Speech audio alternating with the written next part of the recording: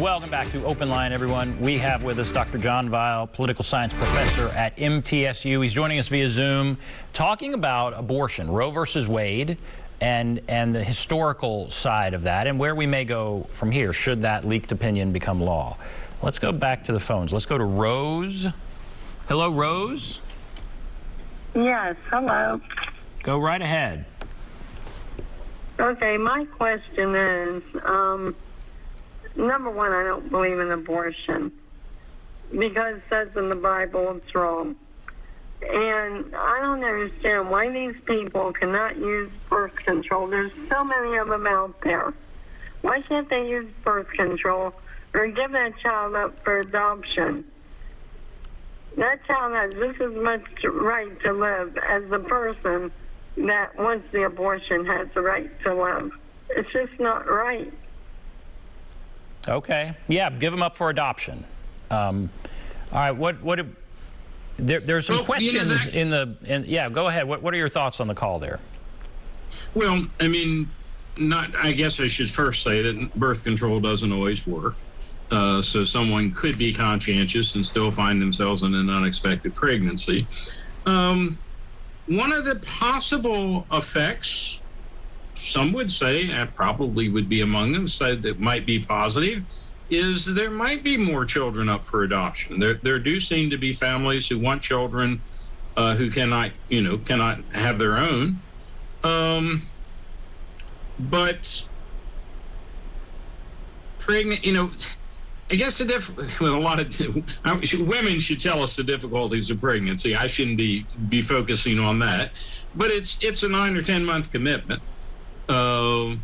It does disrupt a person's life, and if they in fact keep the child, I still remember a son-in-law who told me how grateful he was going to be when his sons turned 18 and left home, and I assured him that did not end, even that did not end the responsibilities of parenthood.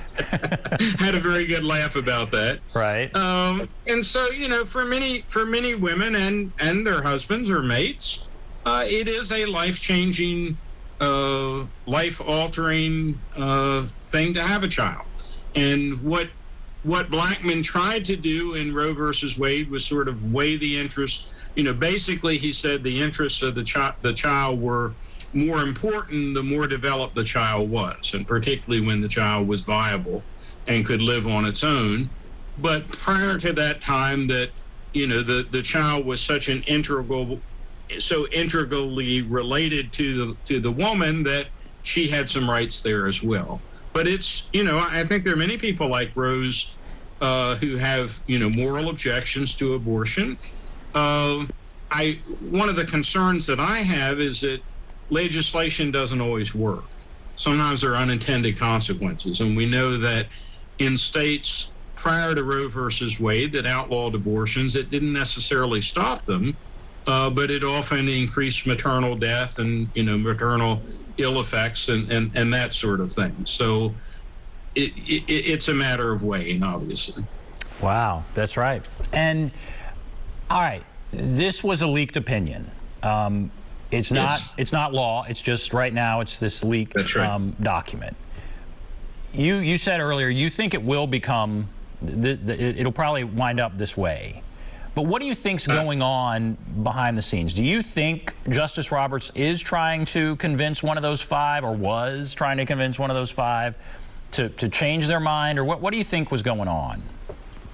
Well, one thing that I might say is you may already see the result of some compromise. I mean, this language that we both cited earlier about this is not intended to affect birth control, it's not intended to affect interracial marriage, it's not intended to affect same-sex marriage, that might in and of itself be a way that they were able to get 5 people on board with this opinion.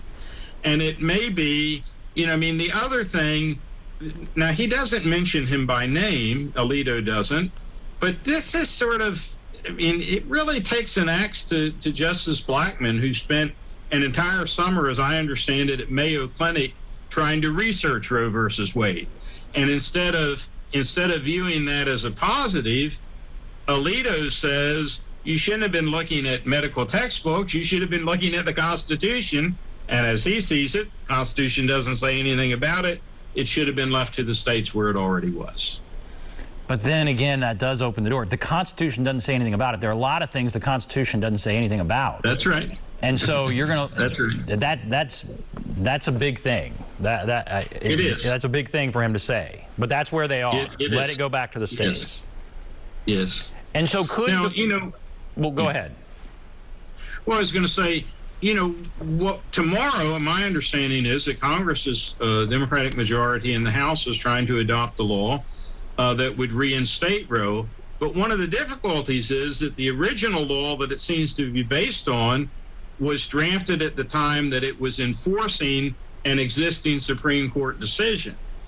And I'm not positive that I know what the constitutional basis would be for this law if it were adopted. And, you have to have this, basically you have to have 60 senators who are going to approve, and it's very unlikely that that's going to happen with the current Senate. It is possible that you will have another movement to increase the size of the court, which is not, by the way, specified in the Constitution. I'm sure there will be proposals for constitutional amendments, both, for on behalf of the new decision and on behalf of Roe versus Wade. The majorities required to propose and ratify those are so high that that's very unlikely as well. So where do you think, so this isn't over. It's not like with this, it's decided and we move on. Do you feel like we're going to be battling, litigating this, kind of talking about this? This doesn't end here. Well, it will certainly not end at the state level. You will have fights at the state level all over the country. In fact, what's interesting is there are 26 states, which is a majority of the states, but probably not of the people.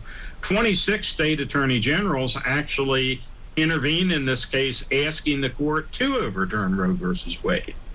And, we will probably have, we'll probably have a majority of states where abortion will be largely outlawed, but the majority of people will be living in states where probably there are relatively still fairly liberal abortion laws. And how likely is it, do you think, they'll change the size of the court?